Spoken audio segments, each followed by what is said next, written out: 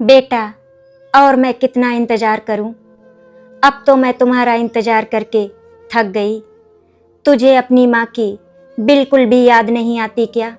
माँ, ये कैसी बातें कर रही हो? मैं यहाँ पर बहुत ज़्यादा बिजी हूँ, इसीलिए तुमसे मिलने नहीं आ पाता। सरला देवी का एक बेटा था जिसका नाम था रवि। वो बचपन से ही बहुत होशियार और समझदार था। सरला और उनके पति ने अपनी हर खुशी को त्याग कर उसे पढ़ाया लिखाया शहर भेजा ताकि उसका भविष्य उज्जवल हो सके। जब रवि छोटा था तो हर शाम माँ के पास बैठकर कहता, माँ, मैं बड़ा होकर आपको बहुत खुश रखूँगा। सरला देवी उस समय मुस्कुरा देती थी। उनके दिल में एक सुकून होता था कि उनका बेटा कभी उन्हें अकेला नहीं छोड़ेगा। लेकिन वक्त के साथ सब कुछ बदल गया। रवि की नौकरी शहर में लग गई और शादी भी हो गई। शुरुआत में हर हफ्ते फ़ोन करता था, कभी कभी मिलने भी आता था, लेकिन धीरे धीरे फ़ोन कम होते गए। मिलने का सिलसिला भी खत्म सा हो गया। अब महीने में एक बार बात होती थी और वो भी बस औपचारिकता के लिए। सरला देवी हर दिन सुबह उठती, घर के काम करती और फिर उसी नीम के पेड़ के नीचे बैठ जाती। उनकी नज़रें हमेशा सड़क की ओर रहती। शायद आज रवि आ जाए, शायद आज कोई चिट्ठी आए, शायद आज फ़ोन आ जाए।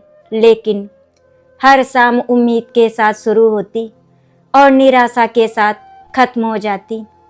एक दिन पड़ोस की विमला आई और बोली, अरे सरला, तू क्यों इतना इंतजार करती है? अब बच्चे बड़े हो गए हैं, उनकी अपनी दुनिया है।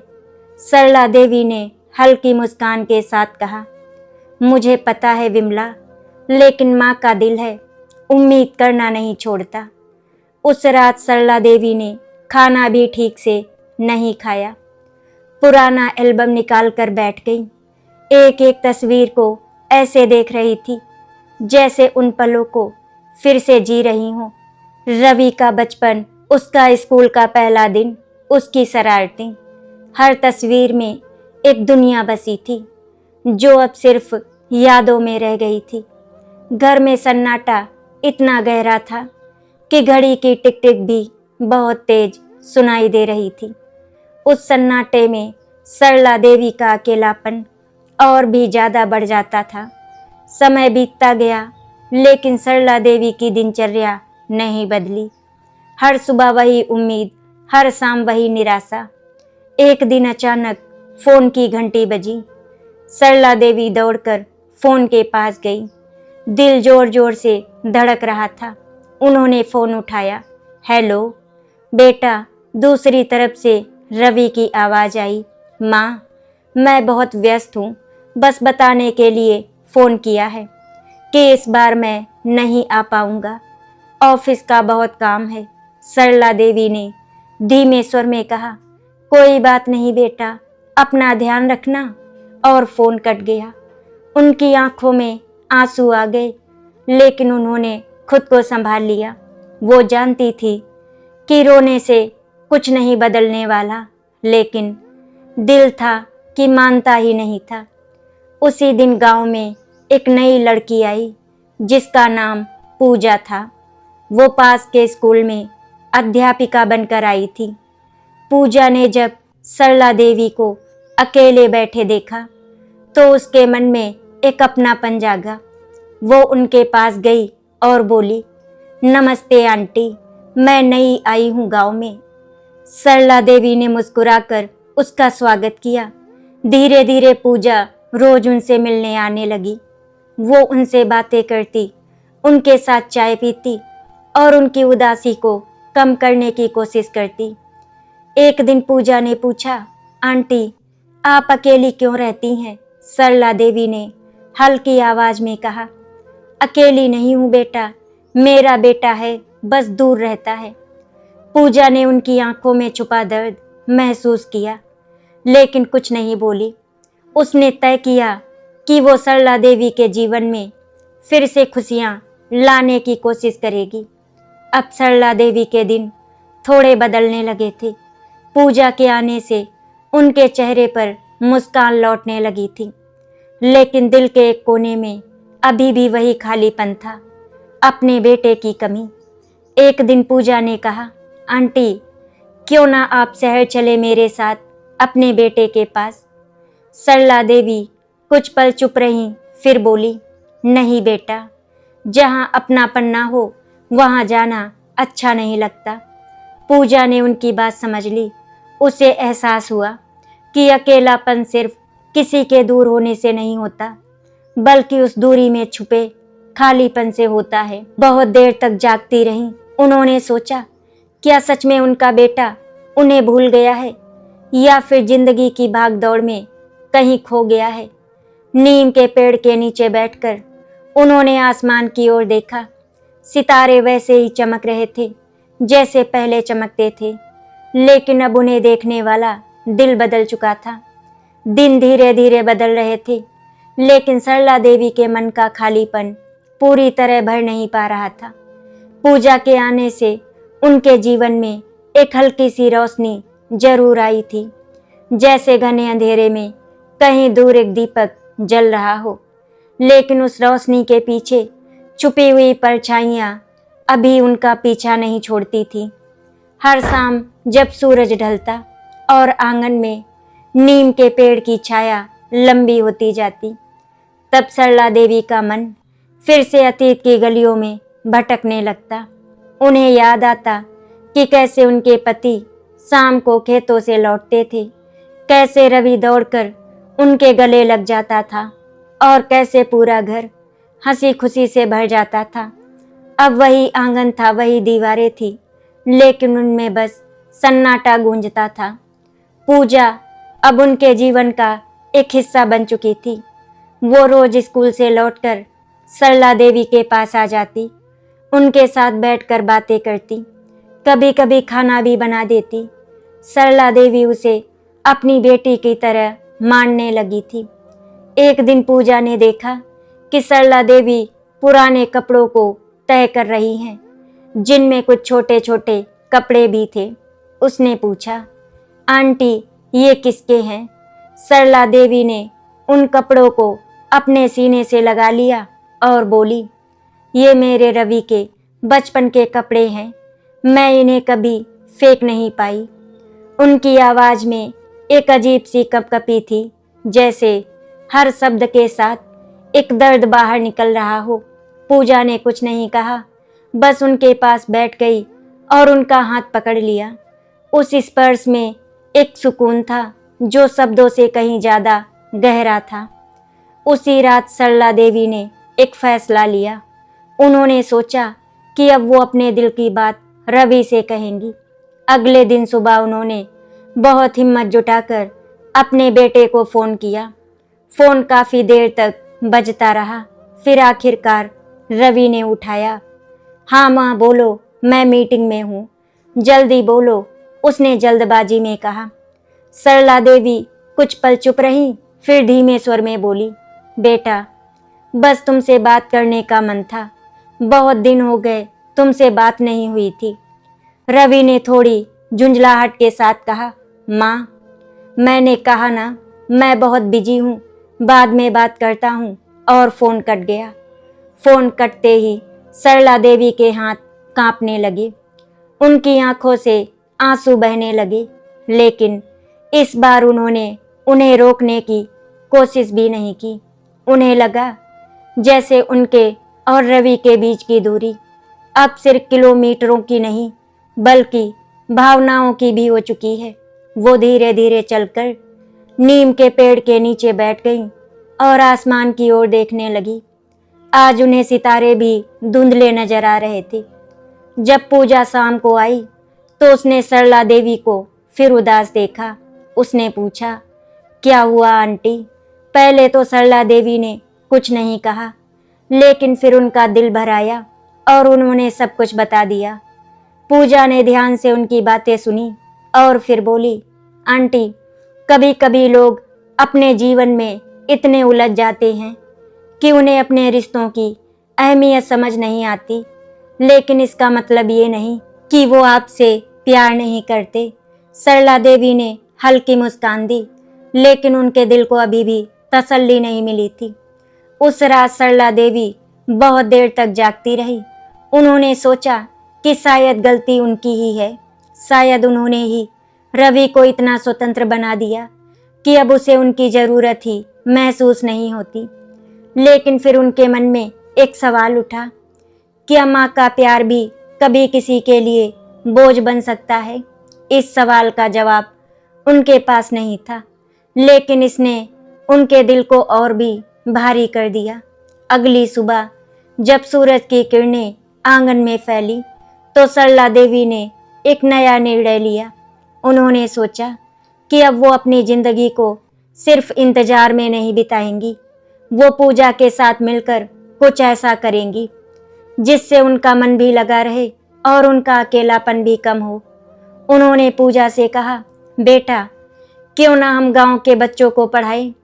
इससे मेरा समय भी कट जाएगा और बच्चों को भी फायदा होगा। पूजा ये सुनकर बहुत खुश हुई और बोली, ये तो बहुत अच्छा विचार है आंटी। धीरे धीरे उनके घर में बच्चों की आवाजें गूंजने लगी। छोटे छोटे बच्चे पढ़ने आते, खेलते हंसते और पूरा माहौल बदल जाता। सरला देवी अब पहले से ज्यादा व्यस्त रहने लगी थी। उनके चेहरे पर फिर से एक सुकून दिखने लगा था, लेकिन उनके दिल के किसी कोने में रवि की कमी अभी भी थी। एक ऐसी कमी जिसे कोई और पूरा नहीं कर सकता था। एक दिन जब वो बच्चों को पढ़ा रही थी, तभी अचानक उनके दरवाजे पर किसी ने दस्तक दी। सरला देवी ने दरवाजा खोला। सामने एक अजनबी खड़ा था, जिसके हाथ में एक लिफाफा था। उसने कहा, क्या आप सरला देवी हैं? ये आपके लिए है। सरला देवी ने कांपते हाथों से लिफाफा लिया। उनके दिल की धड़कन तेज हो गई। कहीं ये रवि का खत तो नहीं? उन्होंने धीरे धीरे लिफाफा खोला और जैसे ही पढ़ना शुरू किया, उनकी आंखों में आंसू आ गए। लेकिन इस बार उन आंसुओं में सिर्फ दर्द नहीं था, कुछ और भी था। शायद एक नई शुरुआत की उम्मीद। सरला देवी के हाथों में वो खत कांप रहा था, जैसे उसमें सिर्फ कागज नहीं बल्कि उनके दिल की धड़कनें समाई हो। उन्होंने धीरे धीरे उसे खोलकर पढ़ना शुरू किया। खत रवि का ही था। उसमें लिखा था, माँ, मुझे माफ कर देना। मैं जानता हूँ कि मैं आपसे बहुत दूर हो गया हूँ, सिर्फ दूरी में ही नहीं बल्कि अपने व्यवहार में भी। जिंदगी की भागदौड़ में मैंने आपको नज़रअंदाज किया, लेकिन इसका मतलब ये नहीं कि मैं आपसे प्यार नहीं करता। कई बार मन करता है आपसे खुलकर बात करूं, लेकिन समझ नहीं आता कहाँ से शुरू करूं। ये शब्द पढ़ते ही सरला देवी की आंखों से आंसू बहने लगे, लेकिन इस बार उन आंसुओं में एक अलग ही मिठास थी, जैसे सूखी जमीन पर पहली बारिश की बूंदें गिर रही हों। खत में आगे लिखा था, माँ, मैं बहुत जल्द आपसे मिलने आऊँगा। मुझे आपकी बहुत याद आती है, लेकिन शायद मैंने कभी आपको ये एहसास नहीं होने दिया। मैं चाहता हूँ कि आप मुझसे नाराज ना हों। इस बार जब मैं आऊँगा तो हम फिर से वैसे ही समय बिताएंगे जैसे पहले बिताते थे। सरला देवी ने खत को अपने सीने से लगा लिया, जैसे वो उस कागज में अपने बेटे का स्पर्श महसूस कर रही हूँ। उनके चेहरे पर एक हल्की मुस्कान आ गई, जो बहुत समय बाद दिखाई दी थी। ऐसा लग रहा था जैसे उनके दिल में जमी बर्फ धीरे धीरे पिघल रही हो। जब पूजा शाम को आई तो उसने सरला देवी के चेहरे पर एक अलग ही चमक देखी। उसने पूछा, आंटी, आज आप बहुत खुश लग रही हैं, क्या बात है? सरला देवी ने उसे खत दिखाया और पूरे उत्साह से बोली, देख बेटा, ये रवि का खत है। वो आने वाला है मुझसे मिलने। उनकी आवाज में जो खुशी थी वो शब्दों में बयां नहीं की जा सकती थी। पूजा भी ये सुनकर बहुत खुश हुई। उसने कहा, आंटी, देखा, आपने रिश्तों में दूरी आ सकती है, लेकिन प्यार कभी खत्म नहीं होता। अब सरला देवी के दिन बदल गए थे। जहाँ पहले हर दिन एक जैसा लगता था, अब हर दिन में एक नई उम्मीद थी। वो सुबह उठते ही घर की सफाई करती, आंगन को सजाती, जैसे किसी खास मेहमान के आने की तैयारी कर रही हूँ। उन्होंने रवि के कमरे को भी साफ किया, उसकी पुरानी किताबें सहेजी, उसके बचपन की कुछ चीजें फिर से सजा दी। हर काम करते समय उनके चेहरे पर एक संतोष था, जैसे वो हर छोटी छोटी चीज में अपने बेटे का स्वागत कर रही हूँ। लेकिन साथ ही उनके मन में एक हल्का सा डर भी था। क्या सच में सब कुछ पहले जैसा हो पाएगा? क्या रवि फिर से वही बेटा बन पाएगा जो कभी उनकी गोद में सिर रखकर सो जाता था? ये सवाल उन्हें कभी कभी बेचैन कर देते थे, लेकिन फिर वो खुद को समझाती कि उम्मीद ही जिंदगी को आगे बढ़ाती है। दिन बीतते गए और आखिर वो दिन आ ही गया जब रवि के आने की खबर थी। सुबह से ही सरला देवी बार बार दरवाजे की ओर देखती, कभी आंगन में जाती, कभी रसोई में कुछ बनाती। उनके दिल की धड़कनें तेज हो गई थी, जैसे कोई बच्चा अपने सबसे प्रिय खिलौने का इंतजार कर रहा हो। शाम होने लगी, सूरज ढलने लगा, तभी दूर से एक गाड़ी की आवाज सुनाई दी। सरला देवी का दिल जोर से धड़क उठा। उन्होंने जल्दी से दरवाजे की ओर कदम बढ़ाए। गाड़ी आकर उनके घर के सामने रुकी और उसमें से रवि उतरा।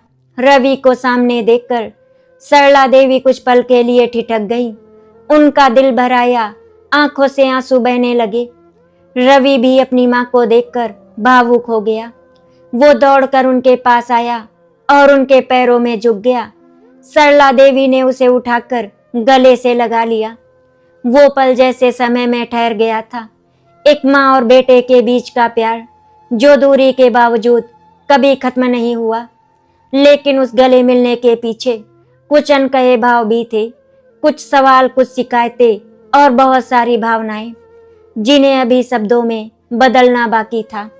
सरला देवी को महसूस हो रहा था कि ये सिर्फ एक मुलाकात नहीं है, बल्कि एक नए अध्याय की शुरुआत है। उस रात घर में फिर से रौनक थी। पूजा भी आई और उसने रवि से मुलाकात की। सबने मिलकर खाना खाया, बातें की। लेकिन सरला देवी के दिल में अभी भी बहुत कुछ था जो वो रवि से कहना चाहती थी। उन्होंने सोचा कि सही समय आने पर वो अपने दिल की हर बात उससे कहेंगी। रात गहराती गई, लेकिन सरला देवी की आंखों में नींद नहीं थी। वो सोच रही थी, क्या ये खुशी हमेशा बनी रहेगी या फिर ये सिर्फ कुछ दिनों की मेहमान है। उन्हें नहीं पता था कि आने वाले दिनों में उनके रिश्ते की असली परीक्षा अभी बाकी है। रवि के आने के बाद घर का माहौल जैसे पूरी तरह बदल गया था। जिस आंगन में कभी सन्नाटा पसरा रहता था, अब वहां फिर से हंसी की आवाजें गूंजने लगी थी। सरला देवी सुबह जल्दी उठकर अपने बेटे के लिए उसकी पसंद का नाश्ता बनाती और रवि भी कई सालों बाद उस सुकून को महसूस कर रहा था जो उसे अपने बचपन में मिला करता था। लेकिन इन सब के बीच एक हल्की सी दूरी अभी भी थी, एक ऐसी दूरी जिसे दोनों महसूस तो कर रहे थे पर उसे शब्दों में बयां नहीं कर पा रहे थे। एक शाम जब सूरज ढल रहा था और नीम के पेड़ की छाया फिर से आंगन में फैल रही थी, सरला देवी और रवि साथ बैठे थे। कुछ देर तक दोनों चुप रहे। फिर सरला देवी ने धीरे से कहा, बेटा एक बात पूछूं? रवि ने उनकी ओर देखा और सिर हिलाया। सरला देवी की आवाज में हल्की सी कपकपी थी। क्या मैं अब तुम्हारे लिए बोझ बन गई हूँ? ये सुनते ही रवि चौंक गया। उसने तुरंत कहा, नहीं माँ, आप ऐसा क्यों सोचती हैं? लेकिन उसकी आवाज में जो झिझक थी वो सरला देवी से छुपी नहीं रही। सरला देवी ने आगे कहा, बेटा मैं समझती हूँ कि जिंदगी में काम बहुत होता है, जिम्मेदारियां भी होती हैं, लेकिन कभी कभी बस एक फोन, एक बात बहुत कुछ बदल देती है। मैं तुमसे कुछ नहीं चाहती, बस थोड़ा सा समय, थोड़ा सा अपनापन। उनकी आंखों से आंसू बहने लगे। ये पहली बार था जब उन्होंने अपने दिल की बात इतने साफ शब्दों में कही थी। रवि चुप हो गया। उसने कभी इस तरह से सोचा ही नहीं था। उसे लगा था कि पैसे भेज देना, कभी कभार फोन कर लेना ही काफी है। लेकिन आज उसे महसूस हुआ कि माँ को इन सबसे ज्यादा उसकी मौजूदगी की जरूरत थी। उसने धीरे से सरला देवी का हाथ पकड़ा और कहा, माँ, मुझसे गलती हो गई। मैं ये समझ ही नहीं पाया कि आप क्या महसूस कर रही थी। मैं अपने काम में इतना उलझ गया कि मैंने आपको अकेला छोड़ दिया। उसकी आवाज भर्रा गई थी। सरला देवी ने उसके सिर पर हाथ फेरा और कहा, गलती सबसे होती है बेटा, लेकिन उसे समझ लेना ही सबसे बड़ी बात होती है। उस पल दोनों के बीच की दूरी जैसे पिघलने लगी थी। वर्षों से जमा हुआ दर्द धीरे धीरे बाहर आ रहा था और उसकी जगह एक नई समझ, एक नया रिश्ता जन्म ले रहा था। इसी दौरान पूजा भी वहां पर आ गई। उसने दोनों को इस तरह भावुक देखा तो चुपचाप वहीं खड़ी रही। उसे महसूस हो रहा था कि ये माँ बेटे के बीच का एक बहुत खास पल है। रवि ने पूजा की ओर देखा और कहा, धन्यवाद, आपने मेरी माँ का ख्याल रखा। पूजा ने मुस्कुराकर कहा, आंटी ने मुझे बेटी जैसा प्यार दिया है, इसमें धन्यवाद की कोई जरूरत नहीं। रात को जब सब सोने की तैयारी कर रहे थे तब रवि काफी देर तक जागता रहा। वो अपने अतीत के बारे में सोच रहा था, कैसे उसने धीरे धीरे अपने ही रिश्तों से दूरी बना ली थी। उसे एहसास हुआ कि सफलता और व्यस्तता के पीछे भागते भागते उसने अपनी जिंदगी के सबसे कीमती रिश्ते को नजरअंदाज कर दिया था। अगली सुबह रवि ने एक नया फैसला किया। उसने सरला देवी से कहा, माँ, मैं चाहता हूँ कि आप मेरे साथ शहर चले। अब मैं आपको अकेला नहीं छोड़ना चाहता। ये सुनकर सरला देवी कुछ पल के लिए चुप हो गई। उनके दिल में खुशी भी थी और एक डर भी। क्या वो अपनी इस दुनिया को छोड़कर नई जगह पर रह पाएंगी?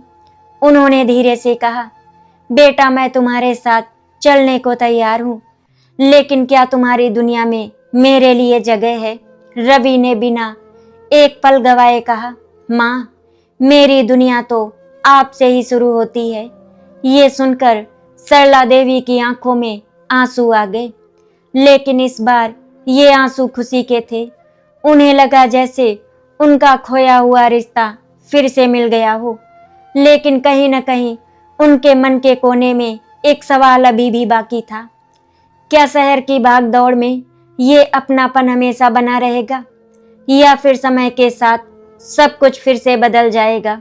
उनकी जिंदगी अब एक नए मोड़ पर थी, जहां उम्मीद भी थी और अनिश्चितता भी, और आने वाला समय ही तय करेगा कि ये रिश्ता किस दिशा में जाएगा। रवि के साथ शहर जाने का फैसला सरला देवी के जीवन का सबसे बड़ा मोड़ था। जिस घर में उन्होंने अपनी पूरी जिंदगी बिताई थी, उसे छोड़ना उनके लिए आसान नहीं था। नीम का वो पेड़, आंगन की मिट्टी, दीवारों पर टंगी यादें, सब कुछ उनके दिल के बहुत करीब था। जब जाने का दिन आया तो उन्होंने पूरे घर को एक बार ऐसे देखा जैसे वो हर कोने से विदा ले रही हूँ। उनकी आंखें बार बार भर आ रही थी, लेकिन इस बार उन आंसुओं में सिर्फ दुख नहीं था, बल्कि एक नई शुरुआत का डर और उम्मीद दोनों शामिल थे। पूजा भी उन्हें छोड़ने आई थी। उसने सरला देवी का हाथ पकड़कर कहा, आंटी, आप चिंता मत कीजिए, सब अच्छा होगा। मैं आपसे मिलने जरूर आऊंगी। सरला देवी ने उसे गले लगा लिया, जैसे वो अपनी बेटी को विदा कर रही हूँ।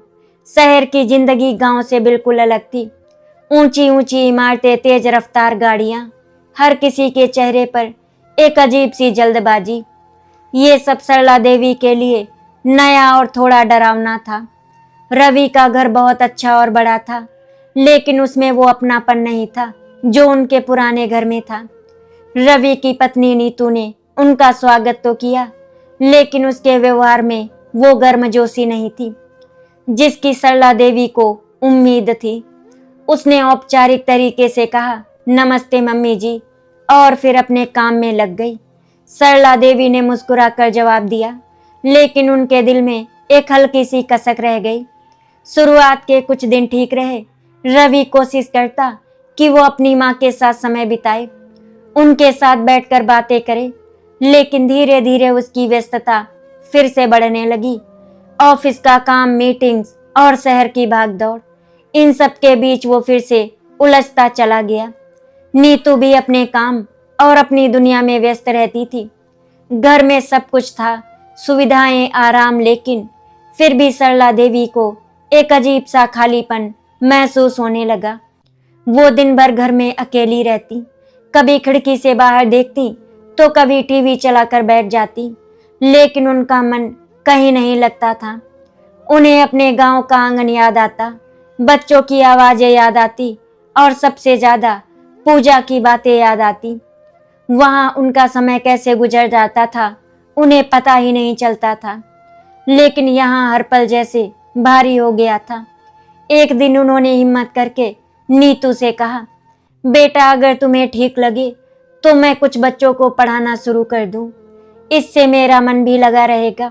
नीतू ने थोड़ी बेरुखी से जवाब दिया, मम्मी जी, यहाँ ऐसी चीजों के लिए समय नहीं होता और वैसे भी आपको आराम करना चाहिए। ये सुनकर सरला देवी चुप हो गई। उन्हें लगा जैसे उनकी छोटी सी इच्छा भी यहाँ कोई मायने नहीं रखती। रात को जब रवि घर आया तो सरला देवी ने उससे कुछ नहीं कहा। वो नहीं चाहती थी कि उनके कारण उसके जीवन में कोई तनाव आए, लेकिन उनके चेहरे की उदासी छुप नहीं पाई। रवि ने पूछा, माँ सब ठीक है ना? सरला देवी ने हल्की मुस्कान के साथ कहा, हाँ बेटा सब ठीक है। लेकिन ये ठीक शब्द उनके दिल की सच्चाई नहीं था। दिन बीतते गए और सरला देवी का अकेलापन फिर से बढ़ने लगा। फर्क सिर्फ इतना था कि इस बार वो गांव के सन्नाटे में नहीं, बल्कि शहर की भीड़ के बीच अकेली थी। ये अकेलापन और भी गहरा था क्योंकि यहाँ लोग पास होते हुए भी दूर थे। एक दिन उन्होंने अपने पुराने घर की याद में आंखें बंद की और सोचा, क्या उन्होंने सही फैसला लिया? क्या उन्होंने अपनी उस दुनिया को छोड़कर गलती की जहां उन्हें सच्चा अपनापन मिलता था? उनके मन में एक अजीब सी बेचैनी थी जिसे वो किसी से कह नहीं पा रही थी। उसी रात उन्होंने तय किया कि वो अब अपने दिल की बात छुपा कर नहीं रखेंगी। चाहे जो हो वो रवि से खुलकर बात करेंगी। उन्हें समझाना होगा कि रिश्तों में सिर्फ साथ रहना ही काफी नहीं होता, बल्कि दिल से जुड़ना भी जरूरी होता है। लेकिन उन्हें यह नहीं पता था कि ये बातचीत उनके रिश्ते को और मजबूत बनाएगी या फिर एक नई दूरी पैदा कर देगी। शहर की उस भीड़ भाड़ वाली जिंदगी में रहते हुए सरला देवी ने आखिरकार अपने मन की बात कहने का साहस जुटा लिया। उस रात जब रवि ऑफिस से लौटा तो उसके चेहरे पर थकान साफ दिखाई दे रही थी, लेकिन सरला देवी ने तय कर लिया था कि अब वो चुप नहीं रहेंगी। उन्होंने धीरे से कहा, बेटा आज मुझे तुमसे थोड़ी देर बात करनी है। रवि ने उनकी गंभीर आवाज सुनकर तुरंत अपना बैग एक तरफ रखा और उनके पास बैठ गया। सरला देवी कुछ पल तक चुप रही, जैसे अपने शब्दों को सही रूप देने की कोशिश कर रही हूँ। फिर उन्होंने कहा, बेटा मैं यहाँ तो आ गई हूँ, लेकिन मेरा मन अभी भी कहीं खोया हुआ है। मुझे यहाँ सब कुछ मिल रहा है, लेकिन वो सुकून नहीं मिल रहा जो अपनेपन से मिलता है। रवि ध्यान से उनकी बातें सुन रहा था। सरला देवी ने आगे कहा, मैं ये नहीं कहती कि तुम मेरा ध्यान नहीं रखते, लेकिन तुम्हारी दुनिया इतनी व्यस्त हो गई है कि उसमें मेरे लिए समय ही नहीं बचता, और नीतू भी अपने काम में लगी रहती है। मैं समझती हूँ, लेकिन कभी कभी ऐसा लगता है कि मैं यहाँ होते हुए भी कहीं नहीं हूँ। उनकी आंखों में आंसू आ गए, लेकिन उन्होंने उन्हें रोकते हुए कहा, मुझे बस इतना चाहिए कि मैं अपने आप को यहाँ बेकार ना महसूस करूँ। रवि के लिए ये सुनना आसान नहीं था। उसे एहसास हुआ कि वो फिर वही गलती दोहरा रहा है, अपनी माँ की भावनाओं को समझे बिना सिर्फ अपनी जिम्मेदारियों में उलझा हुआ है। उसने गहरी सांस ली और कहा, माँ आप बिल्कुल सही कह रही हैं। मैंने सोचा था कि आपको अपने पास लाकर मैं सब ठीक कर दूंगा। लेकिन मैं ये समझ ही नहीं पाया कि सिर्फ साथ रहने से सब कुछ ठीक नहीं होता। मुझे आपको समय देना चाहिए था, आपको इस घर का हिस्सा महसूस कराना चाहिए था। इसी बीच नीतू भी वहां पर आ गई। उसने दोनों की बातें सुन ली थी। पहले तो वो थोड़ा असहज हुई, लेकिन फिर धीरे धीरे उसके चेहरे पर भी एक समझदारी की झलक आने लगी। उसने आगे बढ़कर कहा, मम्मी जी, अगर आपको ऐसा लग रहा है कि आप यहाँ अकेली हैं, तो इसमें मेरी भी गलती है। मैंने कभी आपकी भावनाओं को समझने की कोशिश ही नहीं की। मैं अपनी ही दुनिया में व्यस्त रही। उसकी आवाज में अब पहली जैसी कठोरता नहीं थी, बल्कि एक सच्चा पछतावा था। सरला देवी ने नीतू की ओर देखा। उन्हें पहली बार लगा कि शायद नीतू के दिल में भी उनके लिए जगह बन सकती है। उन्होंने धीरे से कहा, बेटा, मैं बस इतना चाहती हूँ कि हम सब एक परिवार की तरह रहें, जहाँ हर कोई एक दूसरे को समझे। नीतू ने तुरंत उनके हाथ पकड़ लिए और कहा, आप चिंता मत कीजिए, अब सब बदल जाएगा। उस रात तीनों के बीच जो बातचीत हुई, उसने उनके रिश्तों को एक नई दिशा दी। रवि ने तय किया कि वो अपने काम के साथ साथ अपने परिवार को भी समय देगा। नीतू ने भी ये समझ लिया कि घर सिर्फ जिम्मेदारियों से नहीं, बल्कि रिश्तों की गर्माहट से बनता है। और सरला देवी को भी ये भरोसा मिलने लगा कि उनका फैसला शायद गलत नहीं था, बस उसे सही बनाने के लिए थोड़ी कोशिश की जरूरत थी। अगले दिन से घर का माहौल धीरे धीरे बदलने लगा। नीतू अब सरला देवी के साथ रसोई में समय बिताने लगी, उनसे बातें करती, उनकी पसंद नापसंद जानने की कोशिश करती। रवि भी रोज कुछ समय निकालकर उनके साथ बैठता, उनके पुराने किस्से सुनता। सरला देवी ने भी खुद को इस नए माहौल में ढालने की कोशिश शुरू कर दी। उन्होंने फिर से बच्चों को पढ़ाने का विचार रखा और इस बार नीतू ने उनका पूरा साथ दिया। धीरे धीरे घर में एक नई ऊर्जा आ गई।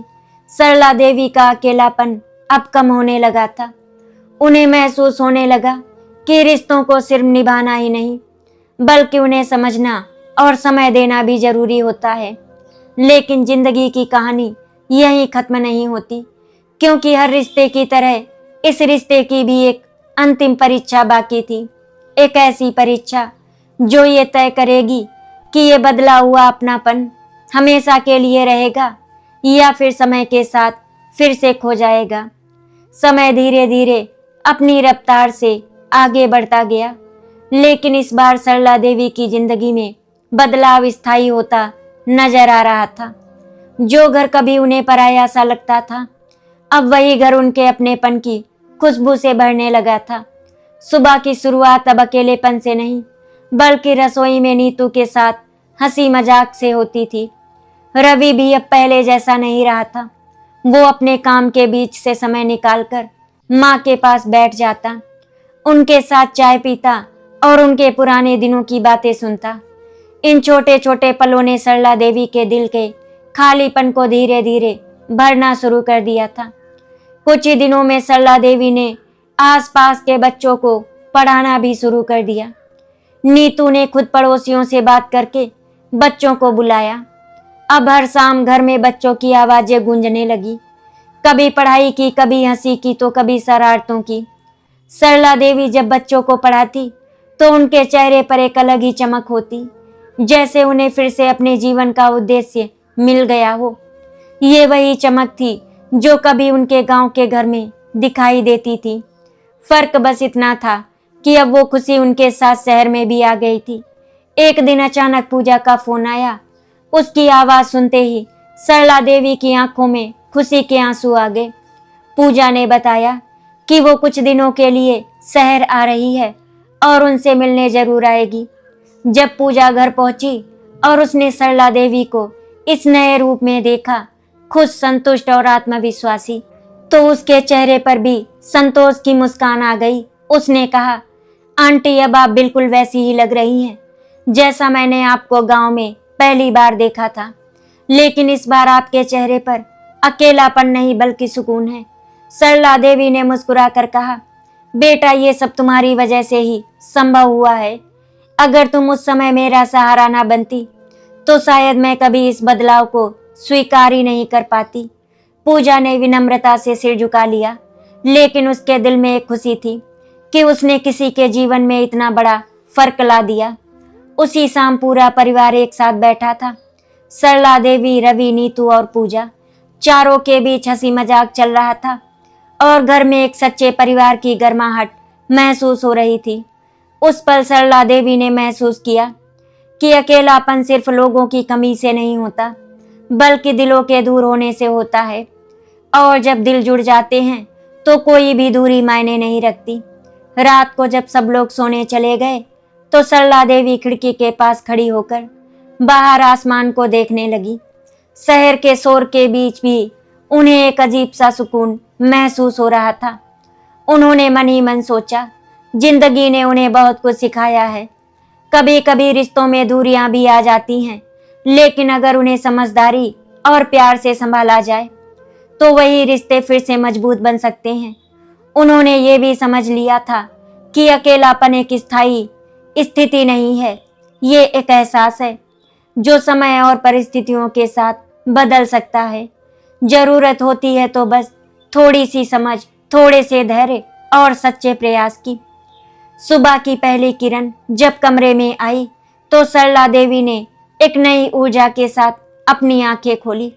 अब उनका जीवन सिर्फ यादों और इंतजार में नहीं बीत रहा था, बल्कि हर दिन एक नई उम्मीद और खुशी के साथ शुरू हो रहा था। और इस तरह एक माँ के अकेलेपन की कहानी, जो कभी दर्द और खालीपन से भरी थी, अब प्यार, समझ और अपनेपन की एक खूबसूरत मिसाल बन चुकी थी। आशा करती हूँ आपको हमारी कहानी अच्छी लगी होगी। अगर आपको हमारी कहानी अच्छी लगी तो वीडियो को लाइक एंड शेयर करें, चैनल को सब्सक्राइब करें।